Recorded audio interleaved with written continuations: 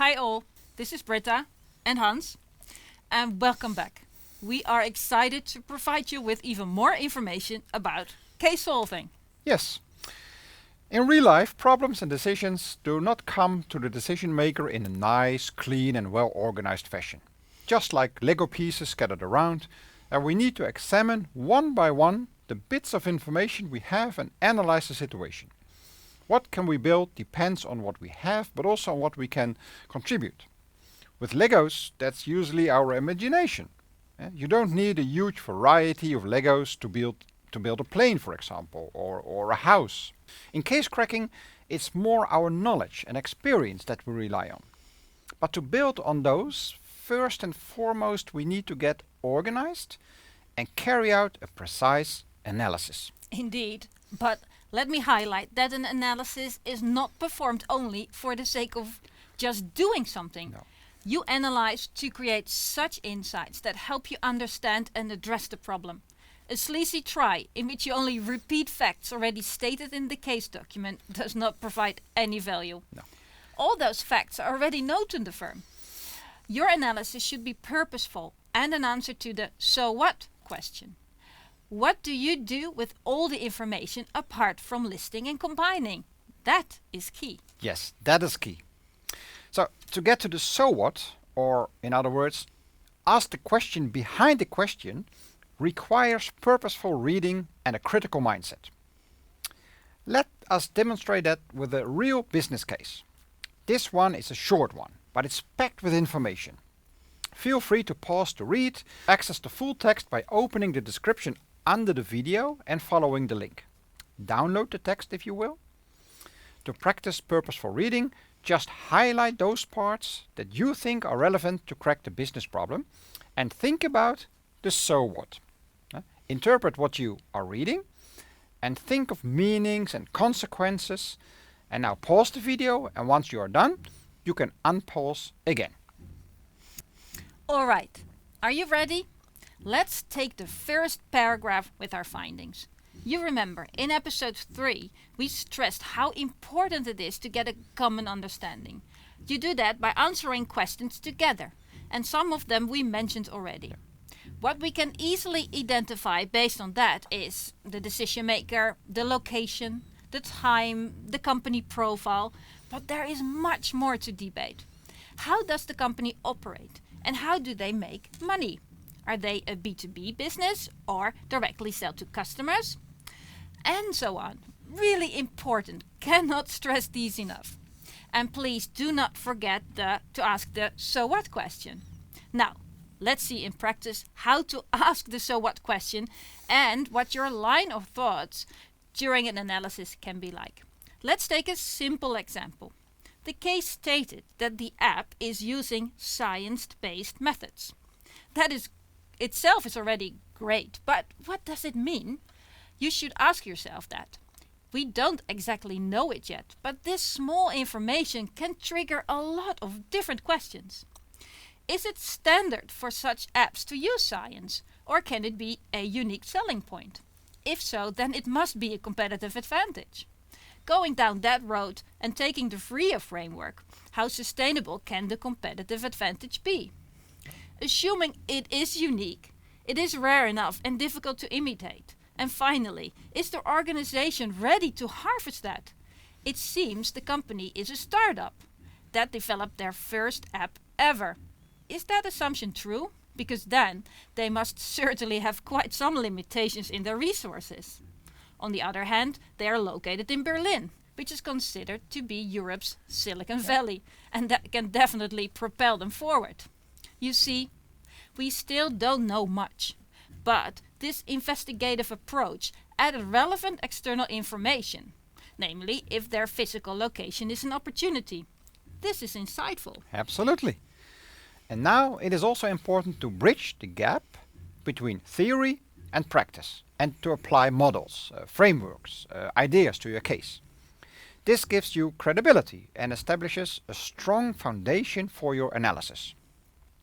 Can you think of any framework that would support you with the analysis for WellYou? Well, very likely you can. We think a gap analysis could be insightful. The gap analysis is a straightforward and easy to use model that helps you sort your findings and helps you place the key issues in context. It consists of three simple building blocks. First, you identify the current situation.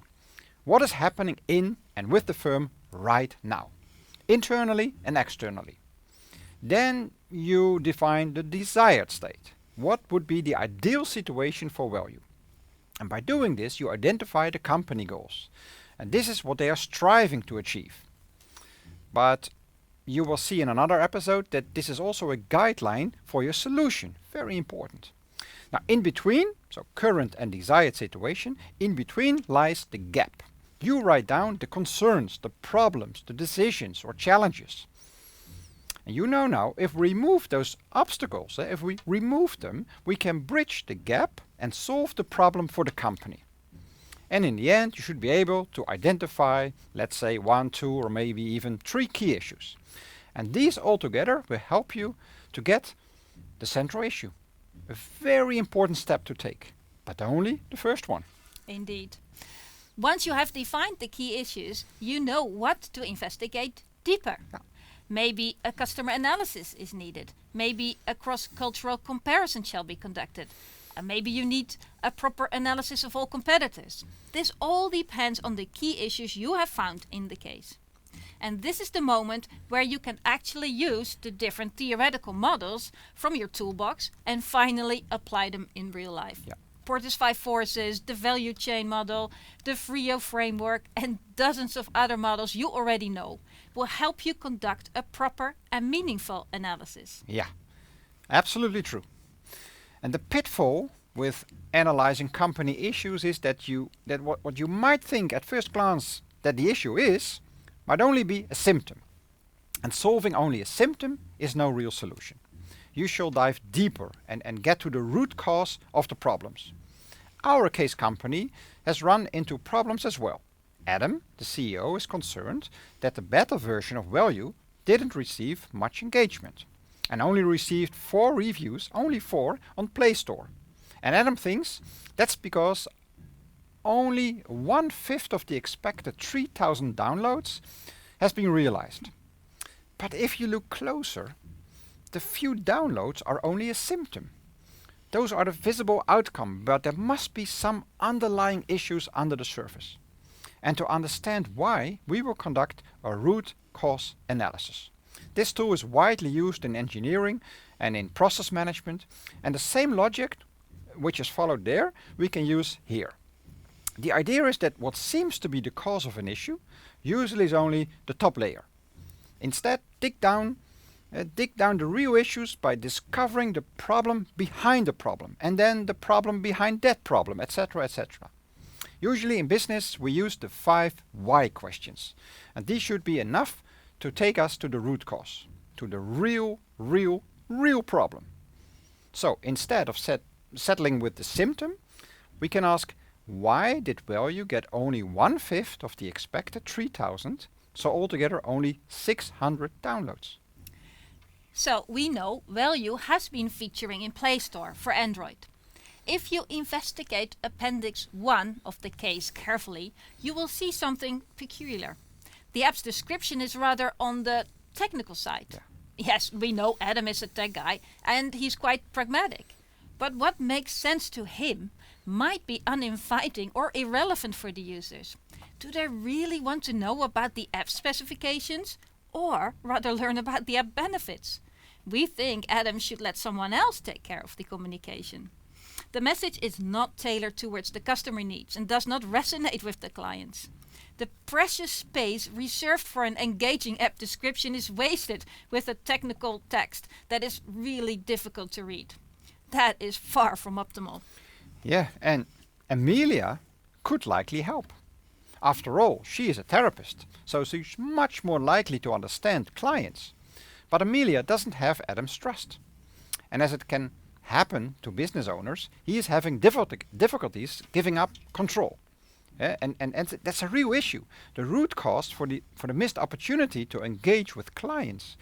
And of course, the app description can be changed, but that's only a patch on the surface of the problem. In long term, expanding the skill set within the firm would be more useful, much more useful. Either by involving Amelia more, or by hiring Adam, or by hiring different people, extra people could also be a possibility. But Adam will need to give up some control. And important, the co-founders need to trust each other, Amelia and Adam. If they don't, then there's a problem. They want to bring a consistent and stable product to the market, and this is a real obstacle. You want to follow a similar thought process with your analysis to thoroughly investigate. Yeah. Once you succeeded and reached some conclusions, try to organize your analysis. Try creating a red line, a story throughout. For example, you can start with the external environment, then narrow your focus to the internal environment, and finally Adam. Identify 2, 3, 4, maybe 5 topics around which you organize your analysis. Important, when you create your slides, always draw a conclusion of each topic. Feature that as a key takeaway for your slide. And this concludes the analysis part and prepares the next phase, in which you will start looking for solutions that address the key issues. Britta, I think it's time to wrap up now. But we have many more videos about case solving. And the next episode you want to watch will talk about how an analysis shapes your solutions and how to ensure you create and select the best solution possible. But that's later. We will see you in the next episode. Until then, best of luck with the analysis. Best of luck. Bye bye.